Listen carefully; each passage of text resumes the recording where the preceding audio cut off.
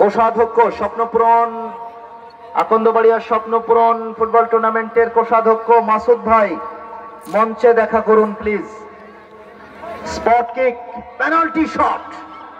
আমরা দেখতে পাচ্ছি না এখানে কি ঘটবে, আমরা দেখব দর্শকদের চোখেই আমরা দেখি কি ঘটতে যাচ্ছে। বাঁধন কাকে দিল ইয়েলো কার্ড? পাবেলকে।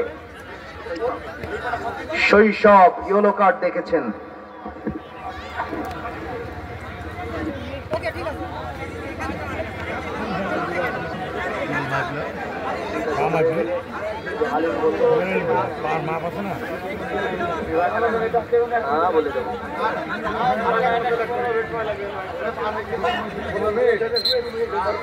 দ্বিতীয়ার্ধের খেলা চলছে প্রিয় বন্ধুরা।